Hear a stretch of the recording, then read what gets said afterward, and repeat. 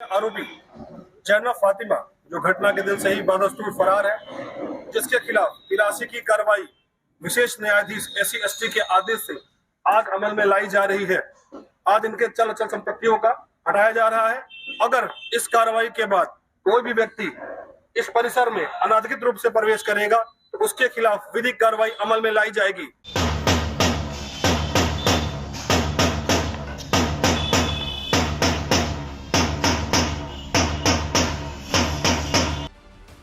उमेश पाल हत्याकांड मामले में प्रयागराज पुलिस ने अतीक अहमद के भाई अशरफ की पत्नी जैनब का घर मुनादी कराकर कुर्क कर लिया है। धूमनगंज के हटवा में बड़ी संख्या में पहुंची पुलिस के अधिकारियों ने जैनब के घर की कुर्की की है। उमेश पाल हत्याकांड के बाद से अशरफ की पत्नी फरार है।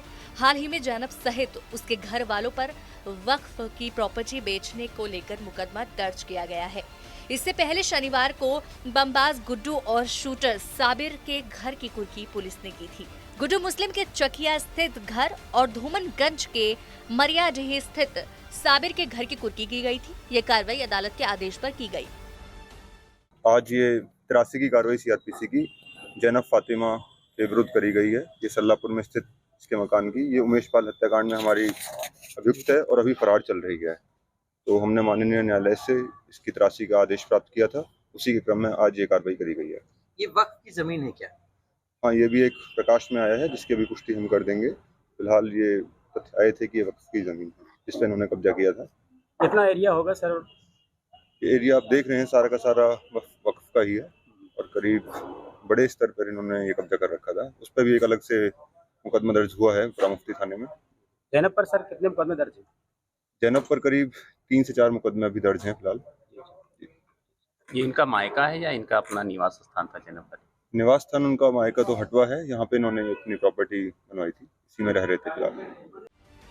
प्रयागराज में विधायक राजूपाल की हत्या के मामले में मुख्य गवाह उमेश पाल और उसके 2 सुरक्षाकर्मी की दिन दहाड़े गोली मारकर 24 फरवरी को हत्या कर दी गई थी। वर्ष 2005 में BSP विधायक राजूपाल की हत्या कर दी गई थी। इस मामले में नामजद मुख्य आरोपियों में माफिया अतीक अहमद और उसके भाई अशरफ थे। लोग धमकी दे रहे हैं, जैन मास्टर हैं, तारिक प्रधान है, ये सिबली प्रधान है, सब प्रधान ही तो हैं यहाँ पे। ये जमीन किसकी है? ये जमीन किसकी है? ये जमीन वक्फ बोर्ड की है। 5-6 साल से हम यहाँ देखभाल करते हैं।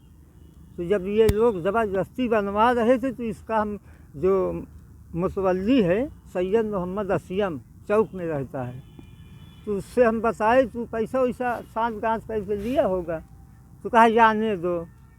तो हमको इन्होंने धमकी दिया कि तुम सगल फो करके मरवा दूंगा। तब हमने मुख्यमंत्री के यहाँ गए, मुलाकात नहीं हुई तो एप्लीकेशन देना हम चालू कर दिए। 2022 से 9/11/2022 को हम ADG साहब से मिले, उनको भी फरियाद सुनाए।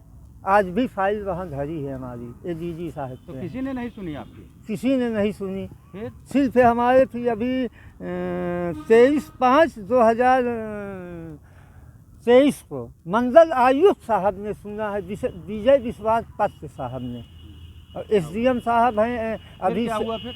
तो अब कार्रवाई हो रही है, लेकिन अभी भी किराया भाड़ा वही ले रहे हैं, तो कार्रवाई कहाँ हो रही? मार्केट जो है बनवाई, इसका किराया भाड़ा बंद कराया जाए ना, इसमें ताला मरवाया जाए। कितने की प्रॉपर्टी वक्फ की थी जो ये लोग? ये कम से कम 150 करोड़ की प्रॉपर्टी है इनके पास। आज भी मौजूदा हालत में इनके हाथ में कब्जा है। चलो आगे हम दिखा देंगे वो कब्जा है। ये कब्जा है, सभी कब्जा है इनके पास। कौन कब्जा किया है? ये जैन मास्टर, सिबली और तारिक प्रधान, सद्दाम, फलाने, ये सब सगे साले हैं सब। कोई खाला जात है, कोई सगा है, सब एक ही परिवार। आपका क्या नाम है? हमारा नाम है महबूब अहमद।